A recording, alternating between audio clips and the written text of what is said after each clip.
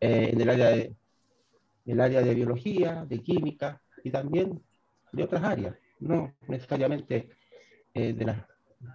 esencialmente de pedagogía directamente.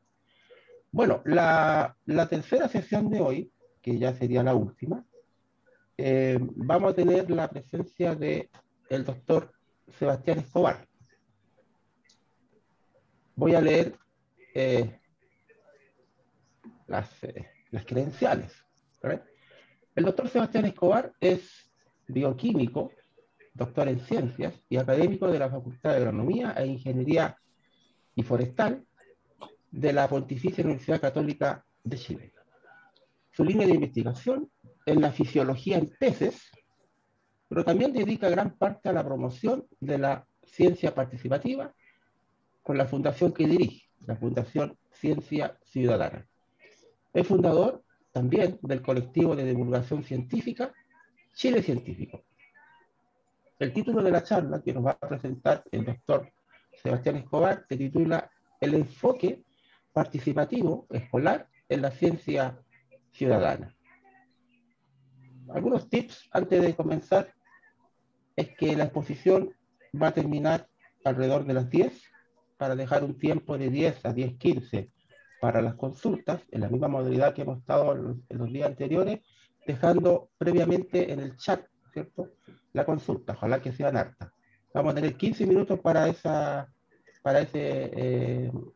para la ronda de preguntas y cerraríamos con la participación, ojalá, de la decana de la Facultad de Ciencias de la Universidad de La Serena, la doctora Amelia Ramírez.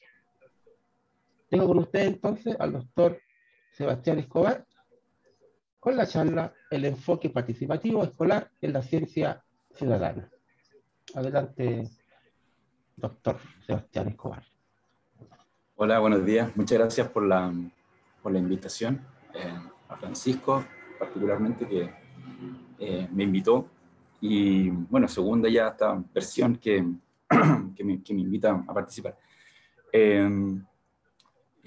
Mis credenciales, como ya pueden ver, como que participo, soy académico de la universidad, al igual que ustedes, pero también soy un activista, podríamos decirlo así, de un enfoque participativo, y en el cual, y muchas personas también creemos que es un enfoque súper válido hoy en día también para no solamente vincular a la ciudadanía por ejemplo, en toma de decisiones, en conocimiento de su territorio, en la gobernanza, etcétera, sino que también es una opción válida en la cual muchos científicos de distintas disciplinas se ven bastante cómodos buscando quizás algún dato, análisis o proyecto científico en lo cual hace abierta la investigación, y es una investigación un poco más bidireccional, ¿ok? Entonces, el objetivo de la que voy a hablar hoy, no sé si vamos a estar una hora, Francisco, ahí ya lo completo. O puede ser que sí, que la conversación da para largo, lo podemos hacer. Pero antes que voy a presentar mi pantalla, entonces, lo que yo les quiero contar hoy, más que no sé si ven mi pantalla, ¿no? ¿Sí? Sí. Ya, y si se escucha mal, lo que sea, también puede ser por problema de internet, me lo dicen también, y por último apago mi cámara. Ok, ahí ya está, ahí se ve. Bueno, por eso puse ahí el logo de la fundación. Uno es contarle un poco qué significa esto de ciencia ciudadana, quizás muchos de ustedes ya lo conocen. Y lo otro es que también, y lo conversé con Francisco, voy a revisar y voy a contarle algunas experiencias que existen hoy en día, tanto en Chile como en el extranjero, en los cuales ustedes como futuros profesores o ya son profesores o podrían quizás en el futuro incorporarlo como parte de una actividad práctica, en fin. Y no solamente idear un proyecto desde nuevo, desde cero, que puede ser complejo, ¿cierto? En el fondo, por buscar recursos, habilitar tecnologías disponibles, no sé, tener quizás estadísticas, análisis previo. Muchos proyectos, hoy en día, la mayoría de los que son de ciencia ciudadana, son proyectos que ya muchos de ellos llevan muchos años y cada vez generan más contenido disponible para que otros educadores, científicos, voluntarios puedan acceder a él. ¿Okay? Entonces esa es como la charla de hoy, contarle un poco el contexto, qué significa, cuál es el alcance, cuáles son los aspectos positivos de esto, y contarle de los que ya existen hoy en día, que muchos de ellos habilitan y dejan libre mucho contenido educativo, científico, para que otros se puedan sumar. ¿Ok? Voy a ir a la siguiente. Un segundo. Aquí está. Bueno, esta es un poco quizás la parte ya histórica. Quizás muchos de ustedes ya conocen el término u otros no, entonces prefiero al menos dejar como esta declaración de principio, como para saber en el fondo dónde nos movemos, ¿okay? Cuál es el marco en el cual nos estamos moviendo. Hay personas que hablan de ciencia ciudadana, otros lo mencionan como ciencia participativa, por ejemplo, o ciencia colaborativa, lo pueden escuchar también como crowdsourcing. En fin, hay muchos como conceptos o definiciones que muchos de ellos están alojados dentro de estas primeras definiciones ¿okay? Que existen. Dependiendo también del área, dependiendo también de la bibliografía o de la historia que uno tenga o los autores que normalmente lee. Aquí lo que yo les traigo, este es una especie de resumen histórico, más o menos de cuándo se empezó a acuñar este término, quiénes fueron los primeros aproximadamente que empezaron a utilizarlo. Y bueno, desde el año 1995 en Inglaterra, ese autor, Irving, fue el que al menos acuñó este término como tal, en la cual había una participación de ciudadanos o de personas no expertas en algunas temáticas que pueden contribuir en algún aspecto de una investigación científica. ¿Okay? Ahí vamos a adentrar más adelante en qué etapa o cuáles son las etapas en las que participan estos voluntarios. Posteriormente vino, quizás, esto siempre ocurre, ¿no? Cuando hay un investigador o alguien que acuña un término, un par de años después siempre sale otro, o que lo mejora, o que le incorpora nuevos elementos. Entonces, aquí ustedes pueden ver que en el 96 hay una edición de contenido, el 2017, etc. Pero lo que yo les quiero comentar es que esto ya no es solamente desde el punto de vista desde la academia, no es que son un par de autores, por ejemplo, alojados en alguna universidad, en algún departamento, sino que esto también escala y es como capturado, por decirlo así, incluso por algunas instituciones gubernamentales. Por ejemplo, el año 2015, la administración de Obama en Estados Unidos lo incorpora dentro de un plan estratégico de política nacional de participación ciudadana. Entonces ustedes, por ejemplo, buscan OSTP, hoy en día quizás la página puede estar desactualizada, pero en ese instante, en ese momento, fue un repositorio disponible que a nivel nacional se llegó a un acuerdo en Estados Unidos de lo que se entendía, por ejemplo, por citizen science, que es el término que utilizan ellos allá. ¿Okay? Y además que hay un catastro, hay asociaciones científicas de ciencia ciudadana en Estados Unidos, se reúnen constantemente, hacen congresos, crean libros, manuales, guías pedagógicas, hay journals científicos también en los cuales ustedes pueden publicar esto. ¿Okay? Entonces, esto es como para darle un poco la dimensión en el fondo de lo que está ocurriendo a nivel global. Si se fijan, es relativamente reciente, en los cuales esto queda dentro de un marco un poco más regular. 2015, por ejemplo. Al mismo tiempo, en ese mismo año, así como tenemos Estados Unidos, siempre Europa también se organiza como Europa. Europa también tiene una asociación europea de ciencia ciudadana que está agrupada en la famosa EXA. Y aquí como buenos europeos, en realidad trataron para que cada país va a tener una definición, tengamos una definición de continente. ¿Okay? Entonces, también existe, si ustedes leen aquí, el 2016, hay una comisión europea que saca los 10 principios de ciencia ciudadana. ¿Okay?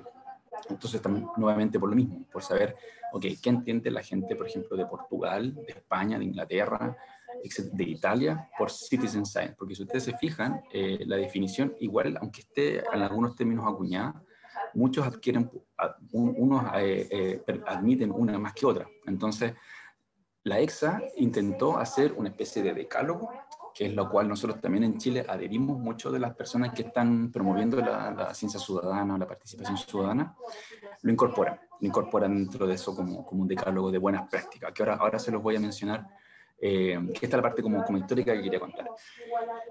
Y lo otro es que en Estados Unidos los grandes promotores de la ciencia ciudadana, y que incluso muchos dicen que es antes de que aparecieran estas definiciones del año 2015, fue la Universidad de Cornell. No sé si les suena el Cornell Lab, una universidad en Estados Unidos y un departamento de la Universidad de Cornell que son muy fuertes en la observación de aves. Hay muchos académicos relacionados con la ornitología. Y gran parte de la ciencia ciudadana, las bases de datos, los repositorios actuales, incluso algunas aplicaciones del teléfono, del celular, que ustedes pueden hacer avistamiento de aves, reconocimiento de aves, están alojadas en esta universidad. Entonces también la Universidad de Cornell y particularmente el Departamento de Ornitología, también se les entrega o se les da este reconocimiento, que también son unos de los grandes promotores de la ciencia ciudadana. ¿Okay? Eso es como contexto general que les quería contar. Y bueno, yo les mencioné un poco de los 10 principios de la ciencia ciudadana. Bueno, esto fue lo que yo les comentaba, la EXA, que es la Comisión Europea, que alberga casi todos los países de la Comisión Europea, se juntaron, discutieron y crearon este decálogo, estos 10 principios de buenas prácticas, que nosotros como fundación, ya hace aproximadamente 3-4 años, lo que hicimos fue, bueno, tomar estos 10 principios de la Comunidad Europea y, entre comillas, intentamos validarla acá en Chile. Hicimos un trabajo como fundación y fuimos haciendo distintas reuniones. De hecho, hicimos una en la Universidad de La Serena. Francisco nos apoyó en eso. Hicimos una actividad práctica y hicimos tanto una reunión en La Serena, que participó mucha gente también de Coquimbo, La Serena. Hicimos una aquí en Santiago. Hicimos una también en el sur de Chile, en Valdivia, ¿ok? Entonces, ahí invitamos participaron muchos docentes, sobre todo docentes relacionados con escolares, educación básica, y obviamente básica, y con profesores del área de la ciencia. Participaron también científicos de la academia y científicos que llevaban o estaban promoviendo la participación ciudadana. Hicimos distintos debates, discusiones, trabajos grupales, y tomamos todo lo que surgió de esa encuesta, de esa como retroalimentación que tuvimos en las 3 macrozonas, ¿no? que hicimos. Y bueno, y lo que les voy a mostrar a continuación es un libro que pudimos elaborar, que también lo pueden encontrar, está disponible en nuestro sitio web. Es un documento totalmente disponible para todos y es muy útil. Les puede servir muy útil también a los profesores. Está en español, es un PDF, lo pueden descargar. Y ahí no solamente están los 10 principios, sino que además ahí están contenidos también algunos proyectos científicos, algunos proyectos de ciencia ciudadana chilenos, y también se creó es un manual, una guía práctica para que ustedes también puedan elaborar proyectos de ciencia ciudadana. Ese documento y ese libro está enfocado principalmente a la conservación, ¿ok? Entonces ese es como el foco del libro. Bueno, les voy a ir contando un poco cuáles son estos 10 principios de ciencia ciudadana, porque si ustedes se animan en el futuro a involucrarse en esto, o al menos quieren participar, no como líderes de proyecto, pero al menos quieren ser voluntarios en alguna iniciativa de las que yo les voy a comentar, la mayoría de los proyectos de ciencia ciudadana se entiende como tal cuando cumple mayoritariamente o adscribe a estos principios, ¿okay? El primero de ellos, quizás puede ser el más básico, es que involucra a las personas. ¿Okay? Y ese involucramiento de las personas puede ser incluso desde la idea, desde el origen de una pregunta en particular, ¿okay? Que puede ser una problemática de un barrio, la problemática de un territorio, la problemática de una población, de una comunidad, que emerge desde esta comunidad, y la cual es, entre comillas, como dialogada o conversada con algún científico, con algún instituto de investigación, con alguna universidad, etc. Entonces, por eso aquí es muy importante las universidades. Es decir, tanto los profesores, los académicos como los estudiantes, las universidades también son un valor importante, porque ustedes tienen que saber que al menos en Chile, mayoritariamente la investigación científica se lleva a cabo en universidades, a diferencia de otros países que hay más institutos, más centros privados, etc. Entonces, mayoritariamente en las universidades donde se concentra la mayor cantidad de académicos, infraestructura, equipamiento científico, que nos puede ayudar obviamente a hacer algún proyecto de ciencia. Y dentro además también que es muy baja la inversión en ciencia, entonces está muy focalizada en universidad. Lo otro que es una parte importante de este artículo, de estos 10 principios, es que produce algún resultado científico. Y aquí nos diferenciamos inmediatamente de lo que uno podría decir que es una actividad, ¿ok? Porque muchas veces, y lo comparto muchas veces, que por tiempo, yo sé que los profesores son súper comprometidos con los estudiantes, quieren, ¿cierto?, motivar la investigación científica, quieren motivar este bichito del pensamiento crítico, de la experimentación, de la curiosidad, etcétera. Pero estas actividades como muy cortitas, que muchas veces uno la puede asociar a algún proyecto, una feria científica, algún proyecto Explora, muy acotado. No digo que esté mal, ni mucho menos, es un elemento importante dentro de la adquisición de conocimiento de los estudiantes, pero acá lo que busca la ciencia ciudadana es un paso más, es una profundización de lo mismo, y aquí lo que se promueve o se busca es que esta investigación que se lleva a cabo en comunidad o participativa, con muchos actores, llegue a algún resultado. O sea, que llegue a una hipótesis, que se demuestre esta hipótesis que estaba planteada originalmente. ¿Ok? No sé si se entiende como esa diferencia, ¿ok? Porque muchas veces podemos hacer alguna actividad científica, que puede ser, por ejemplo, ir a qué sé yo, a reconocer flora y fauna silvestre, qué sé yo, y salir a un terreno, ir al mar, ir a la playa, ver las conchitas. Eso está bien, eso está parte, pero aquí lo que se busca ya, que esto está enmarcado, esa participación de los estudiantes está enmarcado dentro de un proyecto mucho más grande, más general y más global, que tiene un propósito concreto, que es la búsqueda de algún resultado. ¿Ok? Bueno, esto también, aquí hay algunas cosas que son realmente también un poco obvias, pero también están dentro, y uno siempre trata de leerlo y decir, ok, estamos bien enfocados. Este se refiere a beneficios para todos, aquí se refiere a un beneficio, no lo veamos tampoco desde el punto de vista como, ok, desde el punto de vista económico, se refiere a un beneficio si el académico, el científico o el líder de un proyecto necesitaba, por ejemplo, una recolección de datos masiva, una gran cantidad de información, que obviamente solo o con un grupo acotado o pequeño de investigadores no pudo haber sido llevado a cabo. Claro, involucra a la ciudadanía, involucra a las personas, pero es un beneficio para todos en realidad. ¿Okay? La persona que se involucra, ese voluntario, por un lado, lo hace de forma altruista, quizás porque le gusta el tema, o conoce a esta persona y lo quiere ayudar, entonces da un poco de su tiempo en esta ayuda. O lo otro, que es una persona que realmente está comprometida y dice, para mí el tema de la escasez hídrica es un tema muy importante, no conozco mucho y me quiero involucrar en un proyecto que está llevando a cabo un investigador, porque no solamente me interesa, lo encuentro relevante, sino que yo quiero aportar a que esa investigación se lleve a cabo. Entonces a eso se refiere como con un beneficio mutuo, sino que también hay un compromiso real por parte de ese voluntario, como ya les comentaba anteriormente. No es un activista, no es un activismo acotado en una actividad concreta, quizás en una mañana, sino que ya hay un compromiso real. ¿Ok? Lo otro también es que tenemos que dar todas las condiciones posibles para que esa participación sea efectiva y que obviamente ese voluntario o esa persona que está comprometida con el proyecto no se sienta que fue, entre comillas, que hubo un buen inicio, pero que no hubo seguimiento, le hicimos muchas trabas para que participara. Por ejemplo, qué sé yo, estoy inventando. Quisimos invitar a muchas personas de Coquimbo o La Serena que participen en un proyecto, pero por ejemplo hicimos un proyecto en inglés, o que el sitio web estaba en inglés, muy difícil llegar, muy poco accesible, no había algún correo electrónico, en fin, son cosas muy básicas, pero que también la ciencia ciudadana promueve eso, que la participación sea, ojalá, en todas las etapas de la participación voluntaria. ¿Ok?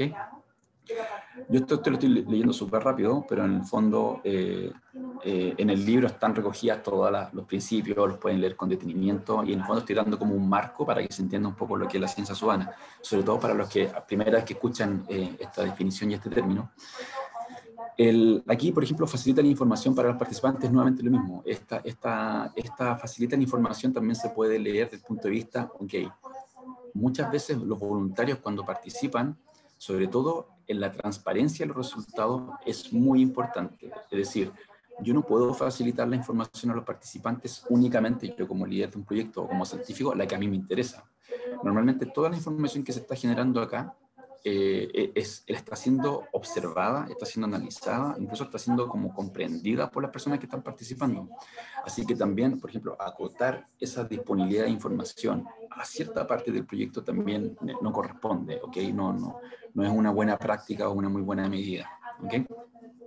datos públicos, eso es una sugerencia que una vez que finalizan los proyectos o una vez que los proyectos van avanzando en el tiempo, se sugiere que estos datos queden disponibles, ¿ok?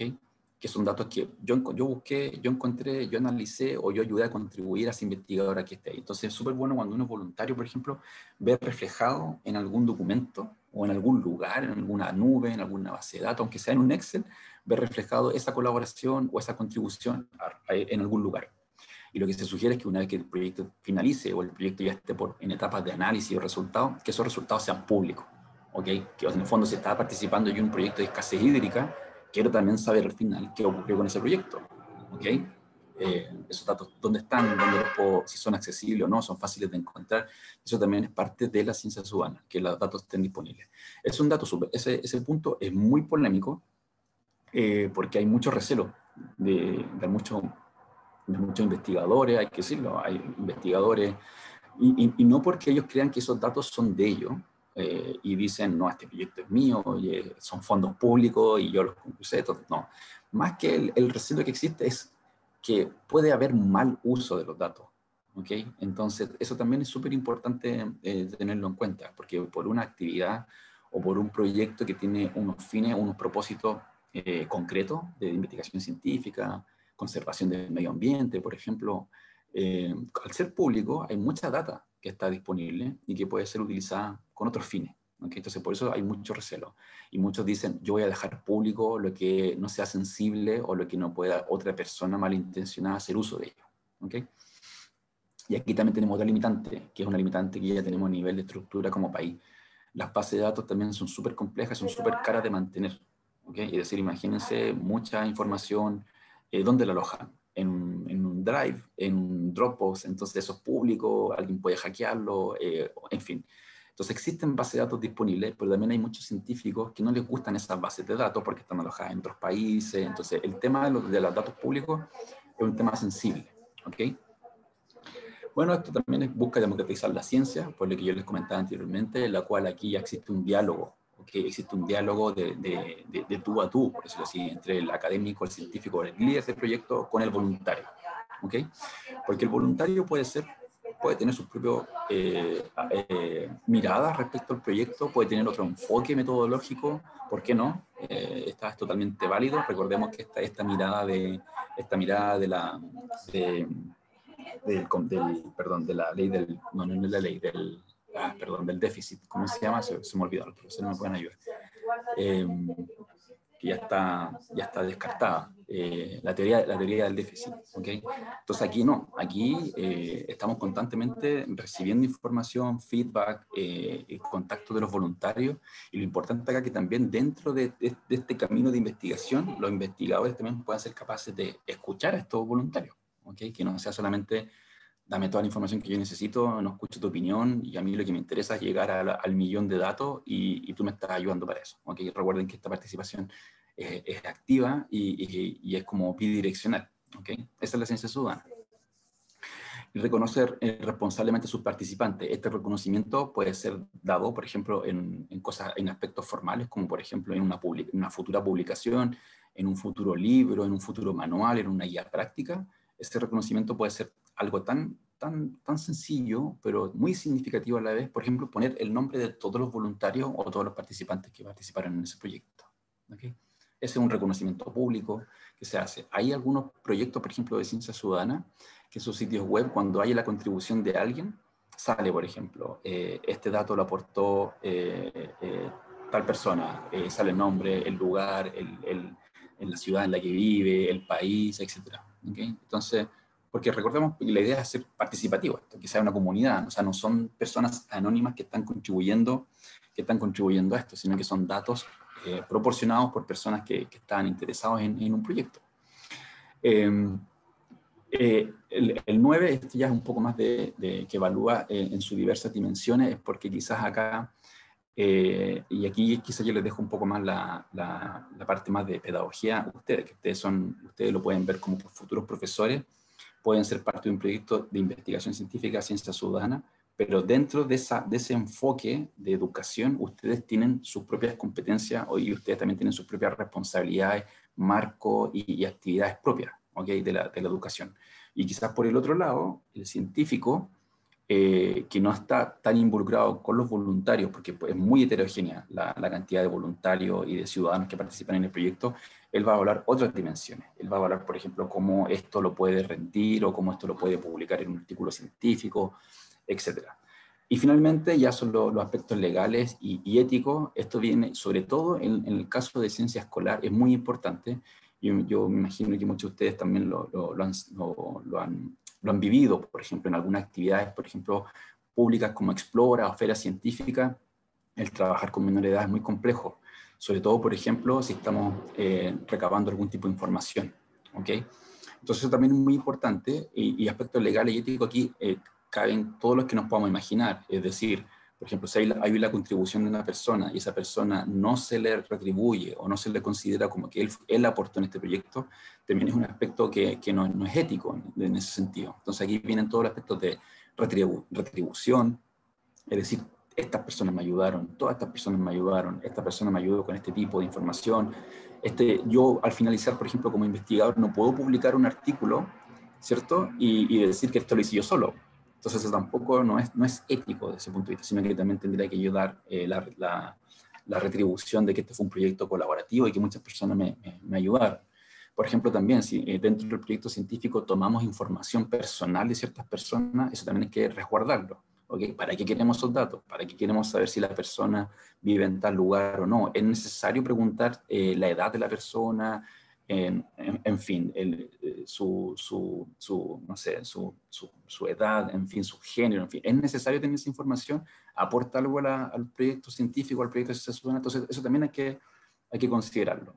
Y sobre todo hoy en día, que es muy ambigua también la ley respecto a la información personal. Y esto no es un problema de la ciencia ciudadana en sí, es un problema a nivel nacional.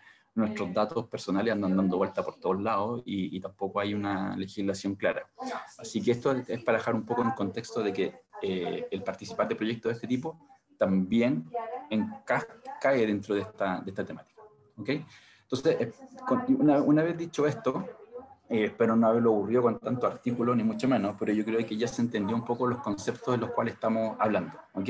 Entonces, si se fijan, esto también para diferenciarlo, como yo les dije anteriormente, de alguna actividad en concreto, que es como, o sea, Ciencia Ciudadana involucra un proyecto de mayor envergadura, pero como yo les decía anteriormente, no es necesario que ustedes ideen o creen o generen un proyecto de nuevo o de cero. Yo les voy a contar algunos que hay, en los cuales ustedes pueden utilizar esta misma herramienta con sus estudiantes y lo pueden llevar a cabo. Esa es como la idea. ¿Por qué? Porque dentro de los principios de ciencia ciudadana la idea es dejar disponibles los datos, ¿ok? Para que otros los repliquen y lo hagan. Entonces esa es como la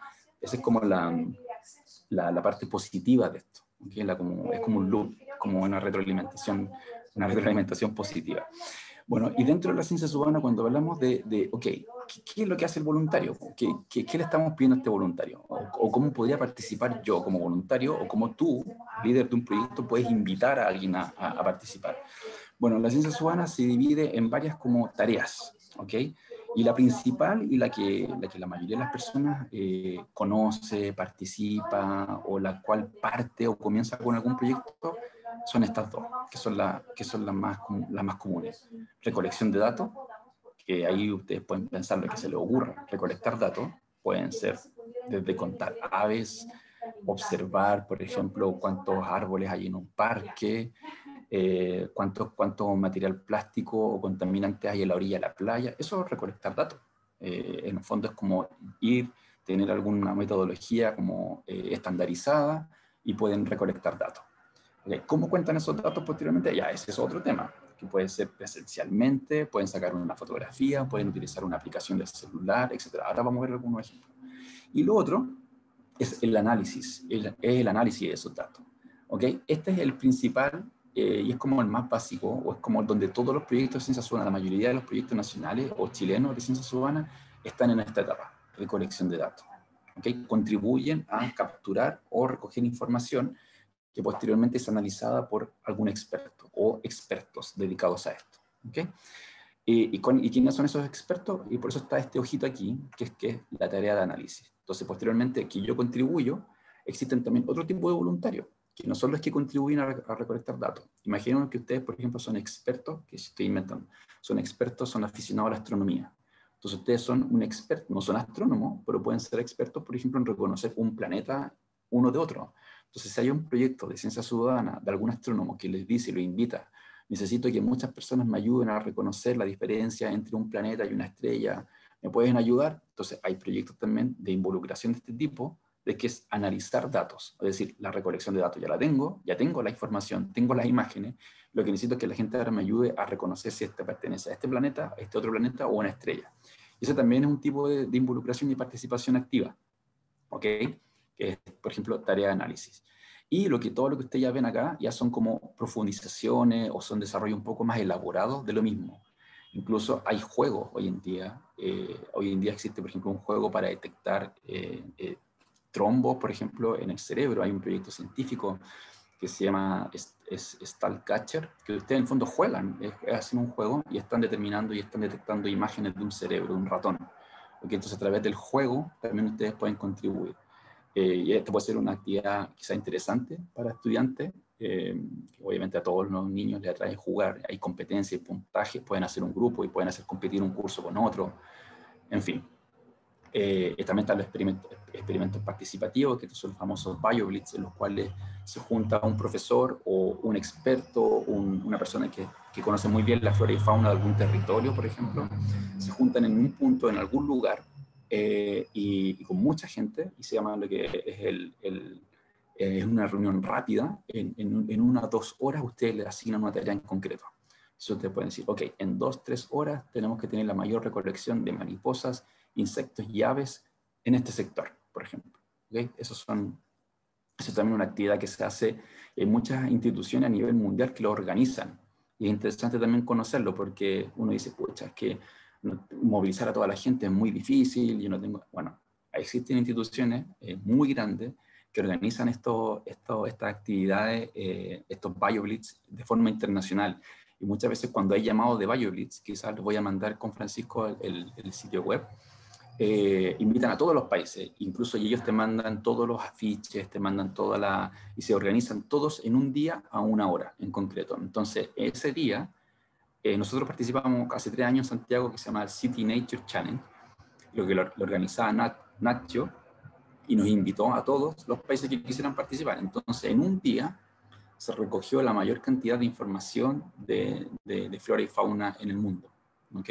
Porque fue una invitación global y en los cuales dedicamos 1 hora de nuestro día a alguna actividad en concreto, pero imagínense 1 hora, sumando todas las ciudades del mundo, hay una gran recolección de información, ¿ok? Y eso también es un experimento participativo. Está la actividad de asociación comunitaria, por ejemplo, que también se pueden hacer, ya no solamente participar un día con una agrupación, sino que también podemos participar con, qué sé yo, con Boy Scout, con centros de madres, por ejemplo, podemos involucrar a la tercera edad, también algunos proyectos científicos, etc. ¿Ok? Entonces, bueno, ¿y qué es lo que al final promueve esto, la ciencia ciudadana, como para ir cerrando también un poco? Es un aprendizaje profundo en distintos aspectos de la ciencia. No solamente van a aprender, ya, ok, en tal parte del curso, en el currículum de educación, en cuarto medio, cuarto básico, tienen que saber qué es lo que es el agua, por ejemplo. Estoy inventando, no lo sé. Entonces, aquí en la ciencia ciudadana, quizás ustedes, los chicos no les van a ustedes explicar la definición del agua. Ustedes los van a involucrar en un proyecto que muchas de las cosas que van a ir adquiriendo las van a ir adquiriendo por conocimientos previos, pero lo van a profundizar acá. Van a trabajar en equipo, es una cuestión que se valora harto. Van a también aprender la capacidad de diferenciar, por ejemplo, datos de otros. Van a tener la comunicación y el diálogo constante con otras personas más que también son expertos, que pueden saber igual o menos que ellos, o incluso ellos cuando ya adquieren ese conocimiento pueden ser también capaces de explicarle a un nuevo voluntario que viene recién llegando. Entonces tiene muchos atributos la ciencia ciudadana, la ciencia participativa. ¿Ok? Bueno, y este es como lo que saqué también de un artículo, de una revisión que salió, que en el fondo es como las distintas etapas y todo lo que se puede, de un proyecto tan chiquitito como por ejemplo puede ser un proyecto que parta en algún colegio, algún concreto, pero todo esto puede llegar a escalar. Y que yo les comentaba anteriormente, todo parte acá. este primer punto. Entonces, ustedes se animan, o ustedes quieren crear algo, tienen que partir por esto. Y la mayoría de los proyectos de ciencia ciudadana parten en la recolección de algún dato, de alguna información que les pueda interesar a ustedes, les puede interesar a sus estudiantes, o le puede interesar, por ejemplo, a algún investigador de alguna universidad, y ustedes como profesores de un colegio se pueden asociar a ese investigador y invitar a su estudiante, a su comunidad del colegio a participar. Y ahí posteriormente todo esto es lo que desencadena posteriormente un proyecto de ciencia ciudadana. Y si ustedes se fijan acá, al finalmente la información de un colegio de La Serena, pequeñito, etcétera, va a contribuir finalmente a una gran información pública, accesible, y que posteriormente otro colegio en Chile o en otro lugar del mundo lo podría replicar. O al revés, podría tomar esos datos recogidos por ese profesor con esos estudiantes para un análisis de su investigación, por ejemplo. ¿Okay? Eso es lo que se promueve. Ahora, vamos a ir más en algunos ejemplos. No sé si están muy cansados. Uy, ya van a ser las 10 ya. Yo pensé que me iba a demorar menos. Ok, voy a... esto simplemente para comentarles que la ciencia ciudadana no solamente está alojado en las universidades, sino que también es parte importante también de los museos. Hoy en día la ciencia, hay departamentos o hay el enfoque de ciencia ciudadana, como yo les comenté anteriormente, tanto como el de Estados Unidos como el de la EXA, que tienen sus propios principios. La mayoría de los museos internacionales en Estados Unidos, en Europa, etcétera, tienen una parte de ciencia ciudadana, porque está muy relacionado con cómo los museos se participan activamente con la comunidad. Y una de las mejores maneras es por medio de la ciencia participativa, ¿okay? Cómo se abren los museos. Los museos tienen mucha información y los museos lo que hacen es al revés, invitan a la ciudadanía a que conozcan, por ejemplo, todos los materiales que ellos tienen recogidos como en sus colecciones en los museos. ¿Okay? Hay proyectos muy interesantes, muy atractivos en algunos museos que tienen disponibles, por ejemplo, escritos muy antiguos y que invitan a la gente a leerlo y a transcribirlo. Entonces, ¿qué quieren hacer? Quieren hacer una base de datos, quieren, por ejemplo, libros muy antiguos que ya no pueden ser leídos ni tomados por la gente, porque si lo toman, obviamente se rompe el papel, se degrega. Entonces, invitan a la gente que le colocan imágenes, pantallazos de escritos muy importantes. Entonces, la gente puede, por ejemplo, tomar el libro de Darwin, ¿okay? El del árbol de la vida, y te dicen, ok, este párrafo, por favor, transcríbelo. Entonces, uno va leyendo con la misma letra de Darwin, como lo hizo Darwin en su momento, y uno lo transcribe en un Word. Y eso queda en una nube, y lo que uno está haciendo está contribuyendo a hacer, digitalizando manualmente el libro El árbol de la vida de Darwin, y al mismo tiempo lee lo que escribió Darwin. Entonces también es súper interesante porque uno se siente, oye, que yo estoy ayudando, estoy transcribiendo lo que escribió Darwin. Y así hay un montón de proyectos también relacionados con los museos. ¿Ok? Ustedes también como profesores se pueden acercar, por ejemplo, a un museo y quizás motivar y decirle al museo, oye, ¿por qué no hacemos esto?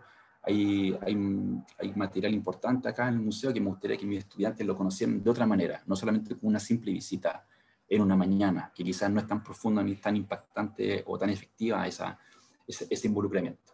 ¿Ok? Bueno, yo les traigo ahora un ejemplo que es de un proyecto de un profesor, de un académico de la Universidad Católica. Él trabaja en Villarrica y este es un proyecto Explora, y él trabaja mucho en la conservación, ¿okay? de la flora y fauna nativa. Y él, yo por eso aquí dejo este documento, está un PDF disponible, lo pueden encontrar, y es un documento elaborado y creado para profesores de enseñanza básica. Está desde qué es la definición, cuáles son las actividades que ellos hicieron, vienen incluso cómo trabajar con los grupos, con los estudiantes, vienen imágenes, vienen incluso tablas en las cuales ustedes pueden, esa en el fondo es una guía práctica de cómo ustedes pueden elaborar un proyecto. ¿Por qué lo muestro? Porque encuentro que aquí hay una mezcla importante también de tecnología, que son cosas que a los chicos les llama mucho la atención, que son las cámaras trampas. Yo no sé si han escuchado alguna vez del trampeo o las cámaras trampas. ¿Les suena o no? ¿Alguno de ustedes? ¿No? ¿Alguien en el chat? ¿No? No les suena. Ya, yo les explico entonces lo que son. Ah, aquí voy a ver el chat, perdón. Que estaba hablando todo el rato yo. Ah, ya, sí. Ya, perfecto. Hoy habían hartas preguntas y yo no había... Perdón, después nos va a dar tiempo para responderlas. Sí, lo que hacen las cámaras trampa, en el fondo, no es que... No, la palabra quizás trampa realmente suena un poco feo, pero lo que hace es Es una manera poco invasiva de determinar en el fondo cuál es la flora y fauna, o en el fondo es la fauna nativa que está en mi entorno, en mi territorio.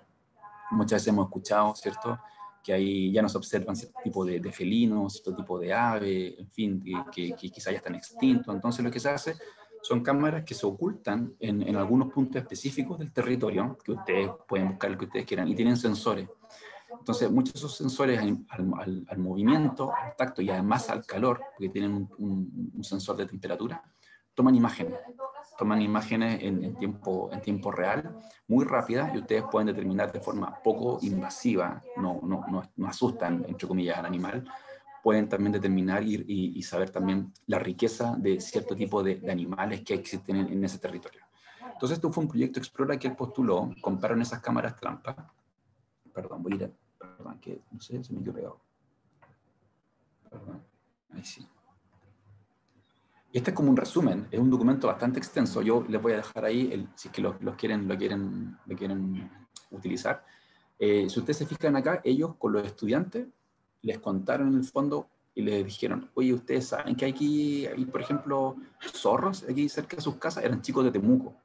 Y quizá imagínense un chico de Temuco de la ciudad, y quizá para ver un zorro, no, es imposible como ver un zorro. Yo nunca he visto un zorro aquí en mi casa. Bueno, el profesor le dijo, bueno, vamos a irnos a un parque cercano a la casa de ustedes y vamos a poner algunas cámaras de vigilancia para que vean.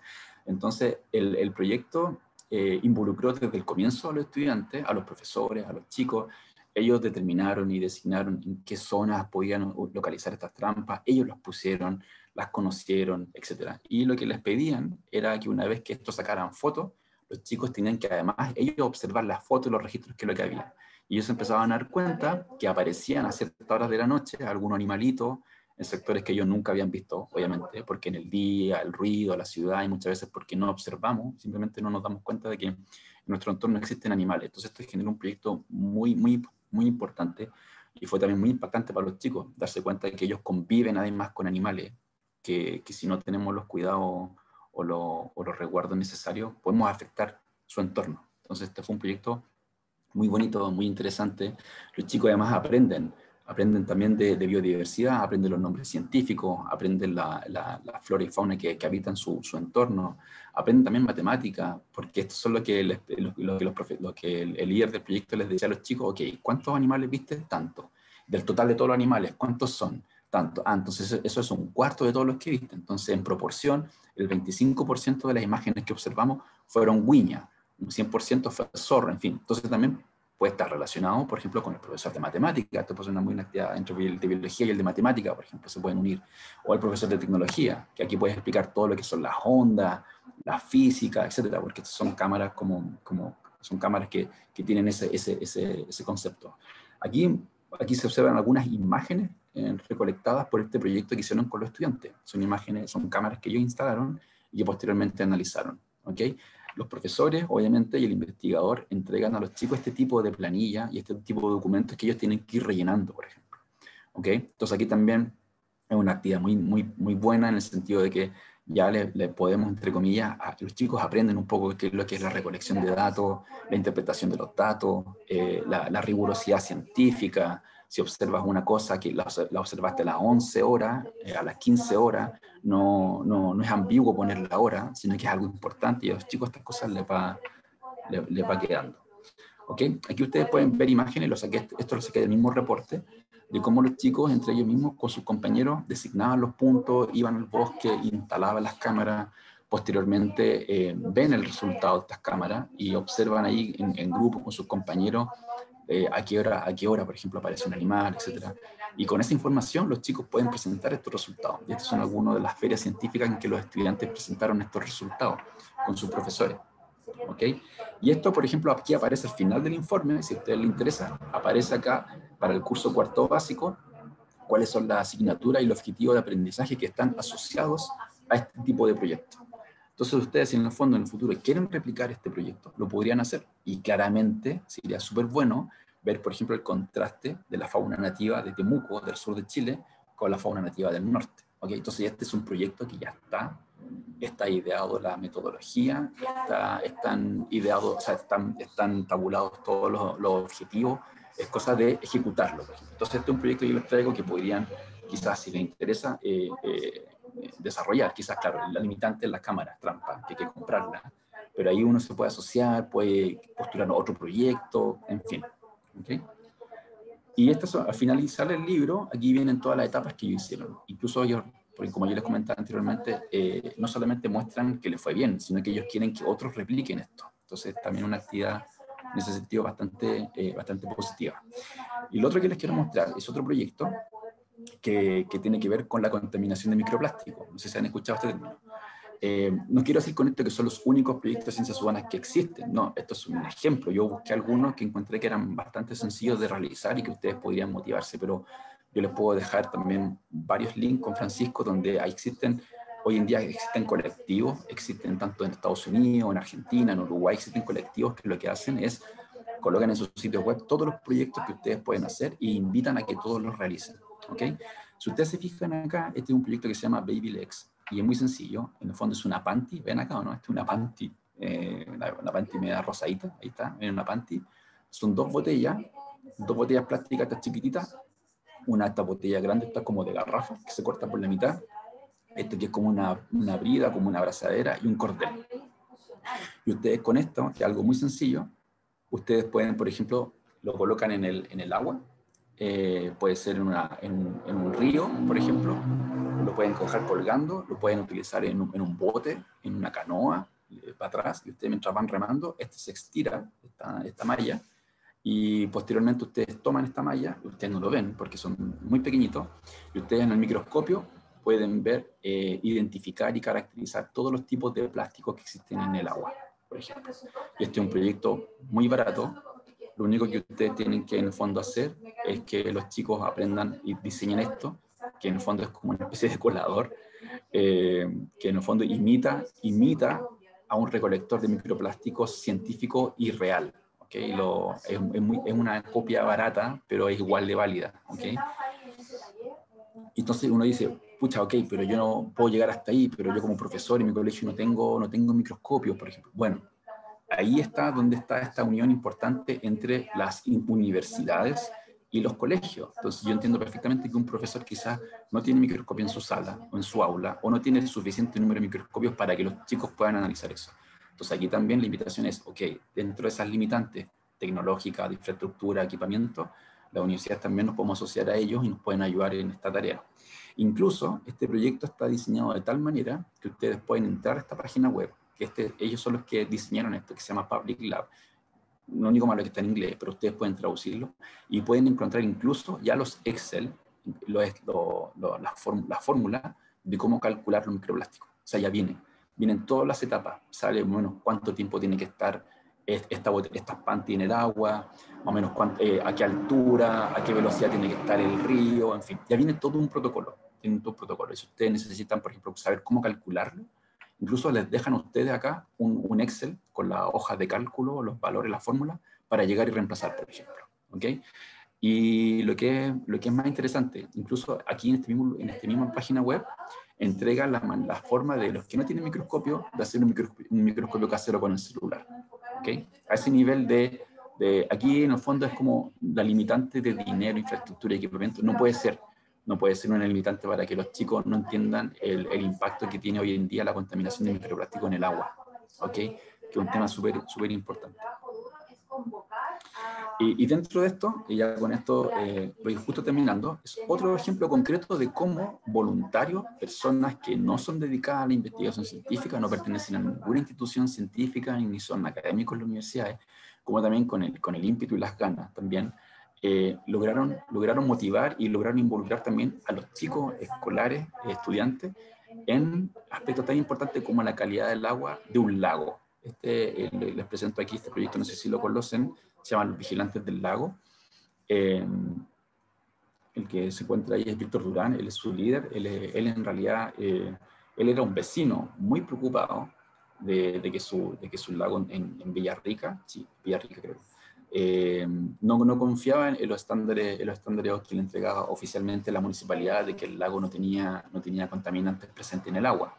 Entonces la pregunta válida en el fondo es, ok, ¿cómo sé yo que la municipalidad en realidad hace esas mediciones constantes de la calidad del agua y cómo sé yo que efectivamente me están diciendo la verdad. Y lo que hizo fue, que ustedes ven acá, él postuló un fondo internacional, un vecino muy involucrado con el territorio en realidad, y de un catamarán, tiene un catamarán solar, obviamente por lo mismo, no quería utilizar petróleo ni mucho menos porque no quería contaminar el lago, entonces solar. Y él lo que hizo fue, partió por lo básico, empezó a ver, por ejemplo, la turbidez del agua, empezó a adentrarse en todo lo que es la química del agua, la biología, y empezó también al mismo tiempo a invitar a colegios dentro de la comunidad para que participaran en este catamarán. Entonces imagínense un niño dentro de un barco, un bote, un catamarán en el lago, es súper atractivo, y empezó también a generar documentos, no oficiales, pero al menos documentos como metodológicos, protocolos bien estandarizados, para que cada niño que se subía a este barco iban en distintos puntos del lago tomando muestras de agua y lo iban analizando.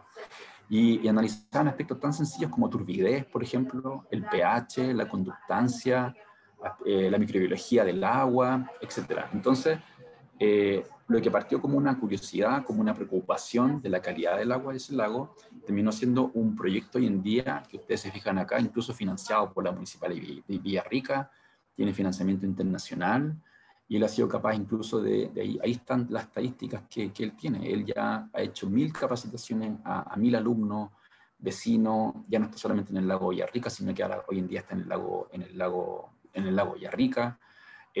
Cuando los chicos suben, además ahora le entregan, por ejemplo, como una mochila, que se llama la mochila limnológica.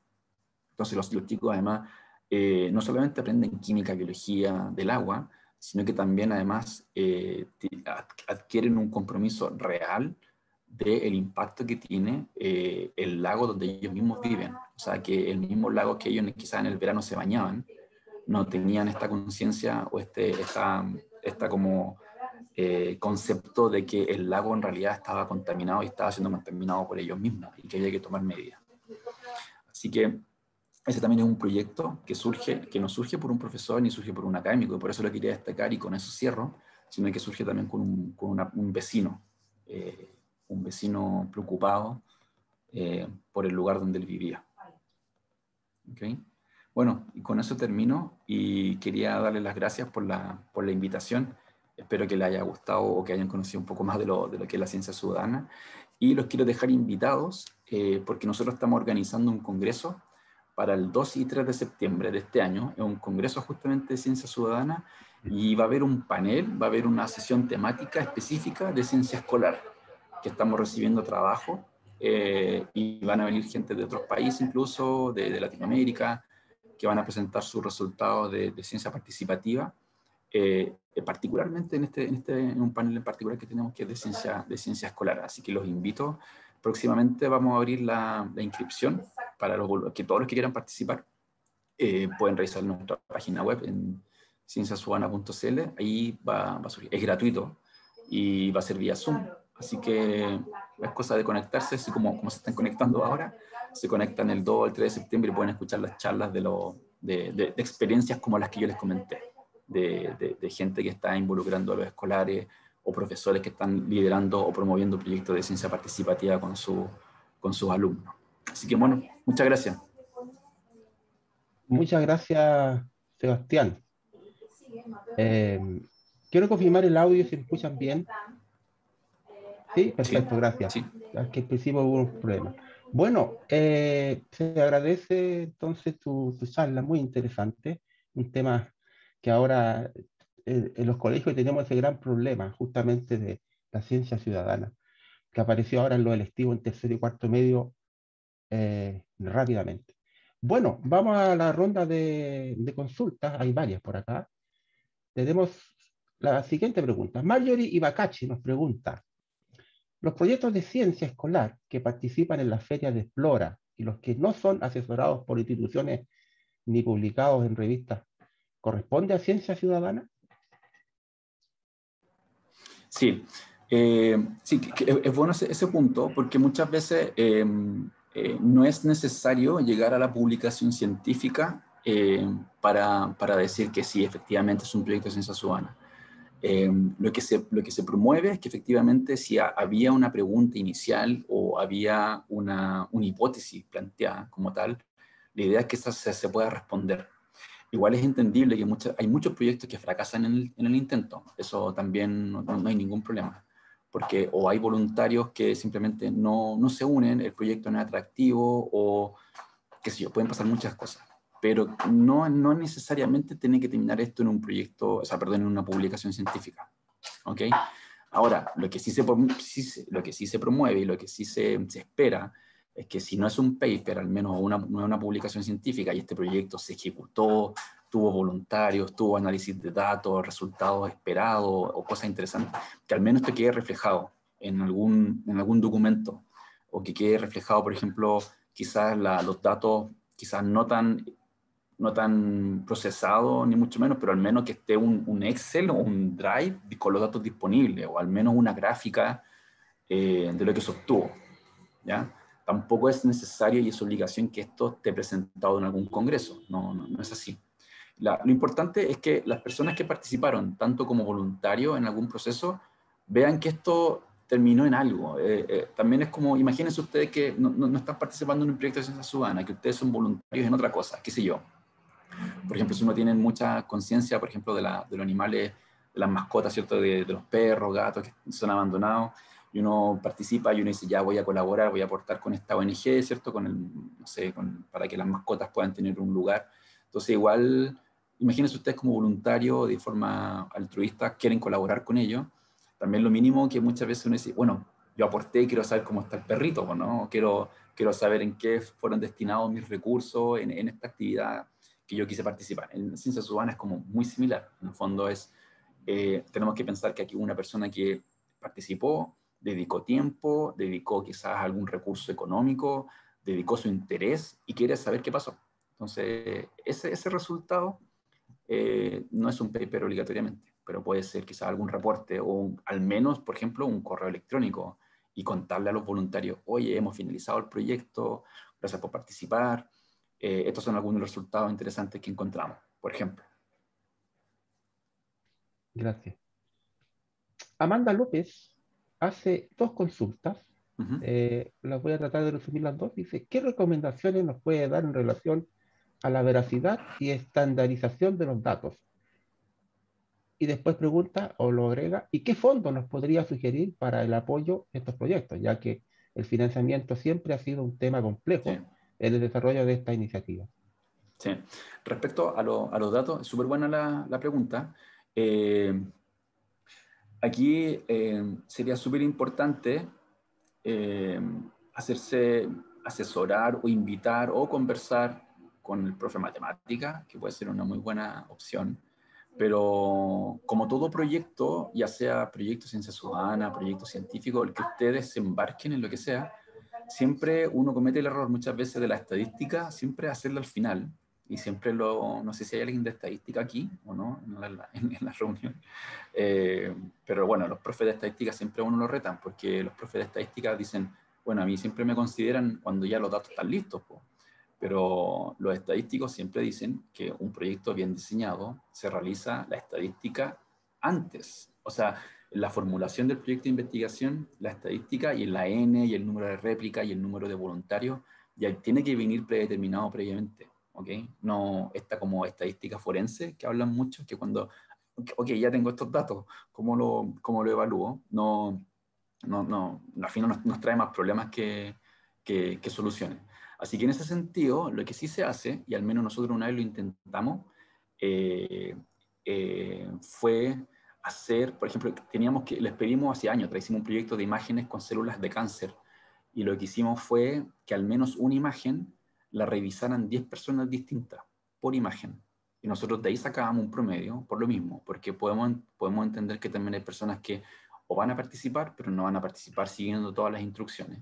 Y para eso es muy importante también el líder de proyecto que deje súper claras las instrucciones. Y si ustedes se fijan, por eso todos los proyectos que son relativamente exitosos entregan ya hojas de cálculo listas. O sea, el Excel te lo entregan listo, por lo mismo, porque no quieren que tú quizá de forma intencional o por algún descuido cometas algún error en algún cálculo, etc. Te entregan ya todo listo. Entonces, la estadística es súper importante y ojalá sugiero yo mirarla antes de lanzar el proyecto, que ustedes sepan, ok, necesito 100 voluntarios al menos para que los datos tengan algún porcentaje alto de confidencia, ¿okay? De que sean fiables. Y respecto al financiamiento, bueno, hay varios, bueno, están los clásicos, hoy en día, no sé si conocen, pero esta semana se abrió el concurso Ciencia Pública, que son los antiguos que elaboraba Explora. Hoy la NIT la cambió. Vean las bases, se llama Ciencia Pública de la NIT, y ahí podría, claro, perfectamente un proyecto de participativo, ciencia ciudadana, puede encajar ahí. Porque el que yo les mostré de las cámaras trampas de Temuco es un proyecto Explora. Lo Explora ya no es tan como tal, y es solo nueva ciencia pública. Entonces podría ser un buen marco para postular ahí. Están los proyectos FIPA, que son muy sencillos de postular. Ustedes necesitan postular ahí los proyectos FIPA con alguna comunidad. Alguna comunidad, por ejemplo, una ONG, en alguna junta de vecinos, etcétera. Los que postulan aquí son centros, o sea, perdón, son comunidades, como yo les comentaba, que ellos postulan el proyecto y reciben fondos, creo que son 5 millones de pesos, por ejemplo. ¿Ok? Entonces, esos son proyectos más acotados en recursos. ¿Y cuál más podría ser? Quizás algún proyecto ya como en los municipios, ver si hay algún proyecto disponible o algún fondo disponible, sobre todo la parte de medio ambiente, que hay mucha, como, entre comillas, mayor concientización por parte de los municipios en esos aspectos. Pero si me preguntan ahora, sería ese, el FIPA, y el de Ciencia Pública que salió esta semana. Ok, muchas gracias. Francisca Tavilo pregunta, ¿qué opina de la asignatura de ciencias para la ciudadanía, tercero y cuarto medio? ¿Cómo podríamos generar un proyecto considerando pocas horas a la semana de la asignatura? Sabes que ahí me declaro como incompetente porque no conozco la realidad de esa asignatura, no lo sé. Quizás usted mismo me podrían explicar, no tenía idea que estaba eso en tercero y cuarto y medio. Yo hago clases en la universidad, entonces claro, con el programa del currículum de media y básica, como yo no domino eso. Pero, claro, con pocas horas también no se puede hacer mucho. Pero, por ejemplo, este proyecto de las cámaras trampa, quizás lo que hizo este investigador fue en esas poquitas horas, fue expandir el proyecto lo más que pudo en un semestre. Entonces, quizás lo que se puede hacer es ejecutar un proyecto, extenderlo en la mayor cantidad de tiempo, me refiero en meses o años, y hacer como quizás hitos cada horita a la semana, por ejemplo. ¿Okay? Eso puede ser una alternativa. Okay.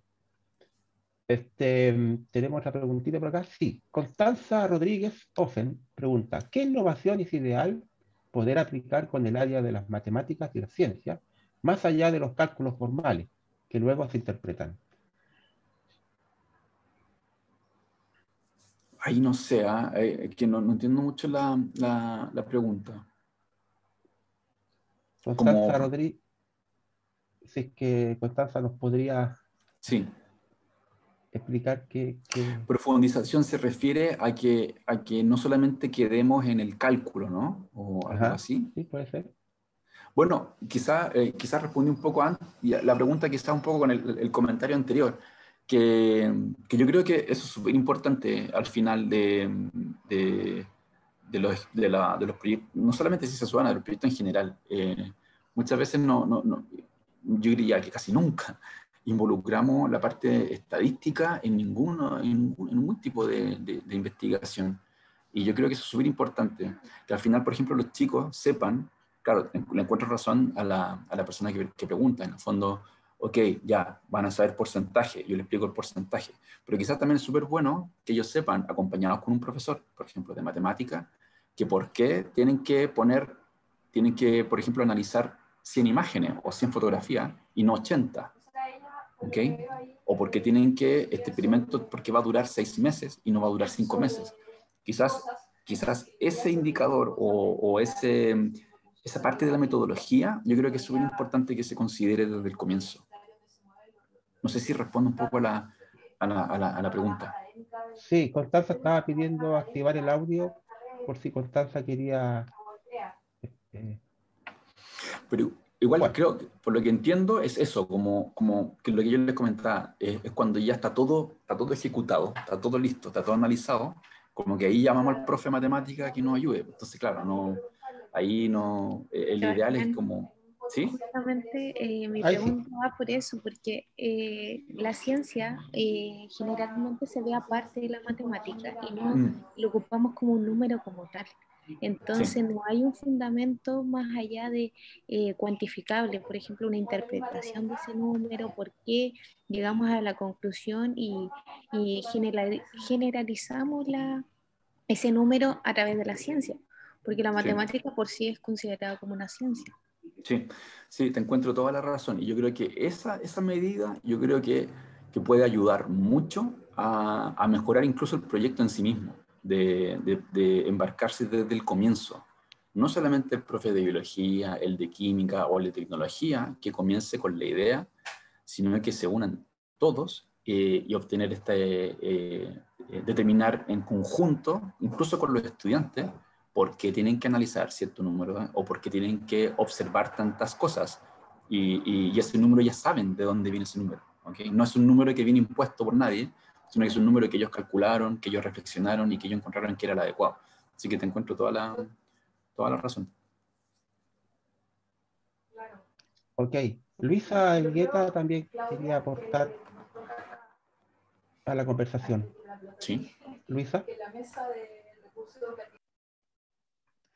Claro, sí, en la misma línea, el comentario que yo hacía a través del chat dice los proyectos interdisciplinarios, por ejemplo, el tema que trabajamos ayer es STEM, cómo se integra allí la matemática, la tecnología, temas de ingeniería, ciencia, informática también podría ser, podría dar respuesta a integrar estos conocimientos. ¿Ya? Específicamente el tema de matemáticas, que si bien es cierto, podemos decir ya es un tema que tiene que ver con ornitología, por ejemplo, ¿ya? Pero sin embargo, va la matemática y específicamente puede ser estadística, pero también está el tema, como decía recién Sebastián, las razones, porcentajes, tal vez se pueda hacer alguna proyección de crecimiento de población que tiene que ver con un tema que nosotros trabajamos, que es las matrices, por ejemplo. ¿Ya? Y por otra parte, también se podría con ello optimizar el tema del uso del tiempo, ¿ya? Que hay poco tiempo en las asignaturas de las ciencias naturales, químicas, ¿ya? Sin embargo, a través de estos proyectos, si bien es cierto, es un trabajo extra preparar para el profesor, pero en términos presenciales, se puede optimizar haciendo un buen proyecto que integre varias asignaturas. Entonces, el tiempo del estudiante por lo menos se distribuye en varios cursos. ¿Ya? Y allí podríamos dar respuesta, sí, requiere un trabajo interdisciplinario de todos los colegas, pero para dar respuesta a este tema de que cómo hacemos tanto con tan pocas horas. Para un trabajo más multidisciplinario. Sí. Por ejemplo, Sebastián, por ejemplo, cuando en un proyecto sobre recuento de aves, que por ejemplo, ¿qué parámetros nosotros ahí podríamos medir? Sabes que ahí no lo mencioné ahora, pero justamente lo que es reconocimiento y todo lo que es de aves es lo que está más avanzado hoy en día en lo que es ciencia ciudadana. Y hoy en día incluso hay plataformas, hay aplicaciones en el celular que ustedes pueden descargar. Hay dos que les sugiero, una que se llama eBird y el otro se llama eNaturalist. eBird, incluso ustedes pueden tomar una imagen, una fotografía de esa ave y está tan ella optimizado el algoritmo, hay tantos usuarios que participan ahí, que incluso, por ejemplo, si ustedes están, esa imagen, ese celular detecta, está georreferenciado en algún lugar en concreto de La Serena y toman una ave, es capaz de incluso decirle, lo más probable es que esa ave que tú tomaste sea esta. Así de preciso está está diseñado esa plataforma. Y por el contrario, ustedes pueden decir, aquí acabo de ver, por ejemplo, un cóndor, y la foto, por ejemplo, es en la Plaza de la Serena. Entonces, lo más probable es que la aplicación les va a decir también, al contrario, ¿estás seguro que es un cóndor? Porque según los registros, nadie ha nunca detectado o nunca nadie ha observado un cóndor en ese. Entonces, está tan ya como, ahí hay todo un tema también, que todo lo que es tecnología de datos, inteligencia artificial, algoritmo, que también un profesor de matemática o tecnología podría utilizar a favor para eso. Y respecto a la pregunta que hacía recién, efectivamente, es una tarea bastante pesada en realidad, a partir desde cero, como puede ser este proyecto de la cámara trampa. Pero también uno puede, por ejemplo, asociarse a ese profesor y le puede decir, mira, yo no tengo las cámaras trampa, pero tú tienes más imágenes, y les puede decir, sí, tengo muchas más imágenes que no he podido procesar. Y por ejemplo, ahí ya quizá podemos hacer una alianza, que es lo que hacen muchos proyectos de ciencia ciudadana, es, ok, yo ahora te voy a pasar las mismas imágenes que analizaron mis estudiantes y analícenlo ustedes. Y ahí ustedes también pueden ver, jugar un poco con los números. En el fondo, mira, tuvimos una muy buena correlación, pueden hacerle preguntas a los chicos de Temuco con los de acá y se van a dar cuenta que quizás tienen distintas maneras de observar los datos, de analizarlos, de interpretarlos. Entonces también no es necesario que partan de cero, como yo les comentaba anteriormente. La idea también es facilitarle el poco tiempo que tienen y los pocos recursos que existen hoy en día, sobre todo para la ciencia en Chile. Entonces, hay proyectos que ya están andando, hay proyectos que ya están en marcha y hay proyectos que ustedes únicamente pueden contribuir a entregar un dato con su estudiante. ¿Okay? Claro, lo enriquece mucho más si son los mismos estudiantes, los chicos, los que pusieron las cámaras, fueron al bosque con ustedes, etc. ¿Okay? Pero va a depender en el fondo en qué etapa del proceso se podrían involucrar. Ok. Damos la palabra a Francisco López. Sebastián, pensando que las cámaras trampas tienen ahí una cuestión logística importante, se puede colaborar revisando imágenes, porque por noche deben generar, pero ¿conoces tu experiencia en que los estudiantes usen los celulares, los smartphones, para empezar a colectar información y sistematizarla? Porque todos los estudiantes tienen smartphone. Sí, sí. Acá en esta presentación, creo que el año pasado la mostré, pero como yo les comentaba, existen dos aplicaciones que son las más comunes. eBird es específicamente para aves y es una comunidad virtual en la que ustedes hacen un usuario, una especie del Waze del auto. Es muy similar, es una comunidad, ustedes se conectan, se abre la aplicación y ustedes pueden ver incluso quiénes están en su alrededor, observando aves, etc. Entonces, esa es eBird, por ejemplo. Es gratuito, se puede instalar en cualquier celular. Y puede funcionar en todos distintos sistemas operativos, ¿okay? iOS, iPhone, no hay ningún problema. Y es súper amigable y está en español incluso. Y en Chile, los que moderan y los que curan el contenido es una red de observadores de aves. O sea, son personas profesionales que son los responsables en Chile que validan esos datos. Eso es lo otro importante, que preguntaban también un poco por la validez de los datos. Y ellos son los responsables en Chile, que son los que responden a Cornell, Estados Unidos, en el fondo, de que todo lo que se recoge en Chile está científicamente comprobado. Y Chile es el mayor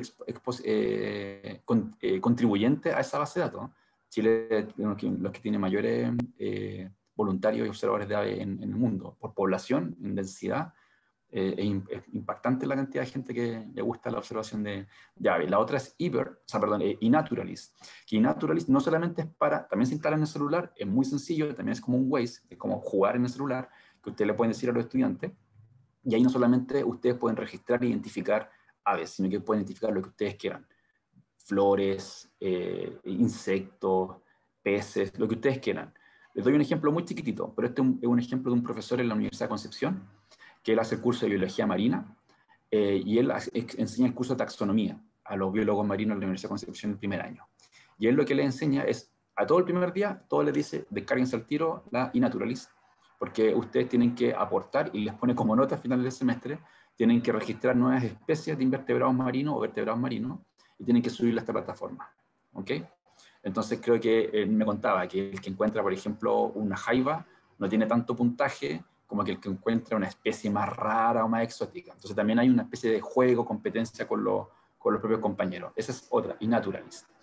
Y hay otra, que quizás Francisco también me preguntaba, y lo habíamos conversado antes, hay una que se llama EpiCollet. Yo todo esto se lo puedo mandar. Y esa es una aplicación escúchenme bien, esta es una aplicación para que ustedes hagan un proyecto o hagan una aplicación dentro de la misma, ¿ok?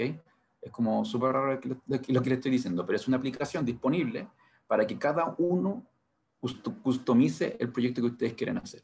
Entonces ustedes pueden crear un proyecto, le pueden poner el nombre que quieran, y ustedes mismos, ese mismo proyecto, se lo dicen a sus estudiantes, descárguense este proyecto que se llama tanto, lo descargan en el celular, y ustedes pueden incluso observar, sacar fotos, grabar audio, sacar fotos con GPS, etc. Y toda esa información, además está Epicolet, que es de Inglaterra, creo que es de Oxford, los que diseñaron esto.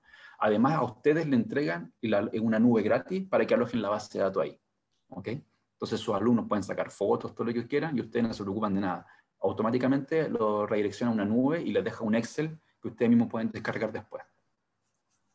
Esas tres como les puedo recomendar. Ok. Bueno, justamente con eso yo creo que queda respondida la pregunta de Paula Carrasco, que pedía el nombre de alguna aplicación. Ya, la voy a escribir Bien. en el chat, de hecho, más fácil. Sí, eso pide Claudia. Ya. Paula Carrasco. Gracias. Sebastián, las escribí, ambas. Ah, perfecto. Súper, gracias. Sí, sí, ahí está. Iver, y el otro es Epicolet. Voy a poner acá. Ese no lo escribí. Ese es para que ustedes diseñen su propio proyecto ahí. ¿Ok? Y es gratuito. Okay. Bueno, no veo más preguntas de la audiencia. Francisco, ¿viene la profesora Amelia? Entiendo que está en la sala. Está en la sala, correcto.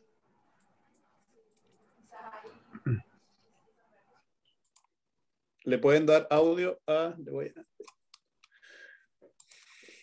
Preséntala tú.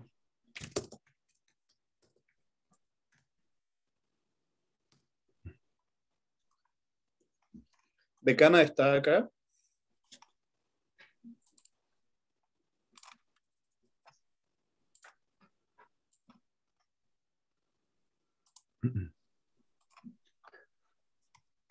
Ahí está.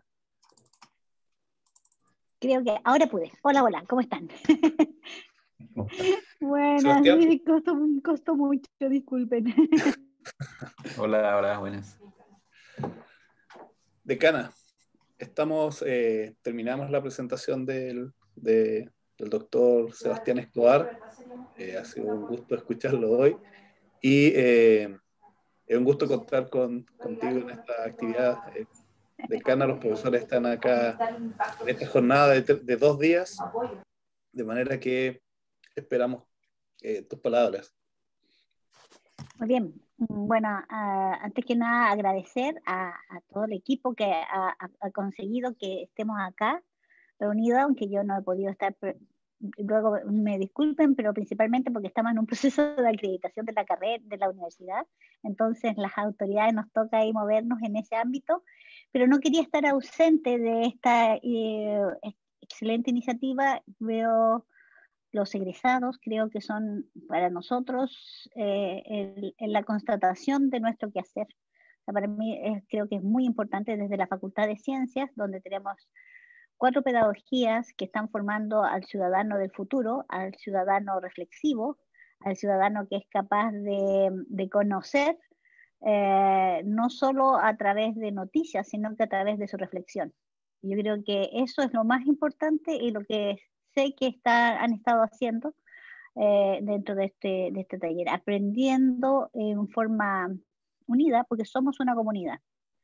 Y saber que la universidad busca tener siempre las puertas abiertas, aunque podríamos decir ahora las ventanillas abiertas de la conexión Zoom, para que todos nosotros seamos parte continua de la formación no solo desde el joven de la 4ª región, sino que yo creo que ahora uno se proyecta al mundo. Somos capaces de tener ahora una visión mucho más global. La ciencia desde siempre ha sido cosmopolita. El reflexionar sobre la vida, las consecuencias y las leyes de la ciencia siempre ha sido un patrimonio de la humanidad. Y agradezco que todos ustedes hayan hecho un tiempo entre estos ocupados momentos en que estamos para estar presentes. Agradezco a Francisco, a los profesores coordinadores de las carreras, al grupo, al núcleo de docencia, fortalecimiento de la docencia. Aquí tenemos a Nancy, a Juan Carlos, a Geraldo, a Luisa, puede que me esté faltando alguna, y el resto de, Patricia está también ahí, y todo el resto de egresados, profesores, participantes y nuestros expositores, que obviamente son como en este momento el privilegio de tenerlos y seguir teniéndolos, porque sé que se forman parte después de nuestra comunidad. Francisco, yo agradezco y los dejo porque creo que están en su etapa ya de cierre, así es que eso, muy buenas seguidas, no, ¿cómo decir? Este es de otoño, después vendrá el de invierno-otoño, después viene primavera-verano y así vamos a tener. Así que qué más lindo que con los ciclos de la Tierra, las prestaciones del año. Muy bien. Muchas gracias, decana. Mira, formalmente nos gustaría tener una foto de la actividad, si pueden encender las cámaras para que puedan tomar una foto, una captura de pantalla en realidad. Vamos a ver si se atreven a prender la cámara. Igual que los estudiantes.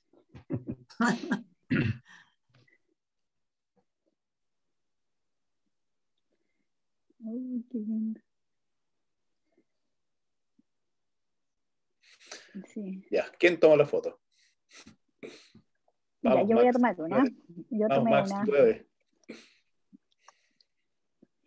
Sí. Y ahí dice, compartimos conocimiento que mejora la vida. Aparece muy bonito el enfoque participativo escolar. Estoy leyendo. Qué lindo. ¿Seguimos diciendo whisky o no? Estamos listos con la foto. Ya la sacó, dice Maximiliano. No se dieron ni cuenta. Tal como señaló la decana, el propósito es que esta sea una actividad regular, una escuela de invierno, luego una escuela de primavera, de verano, de otoño, y sistematicemos esta actividad que son tan importantes.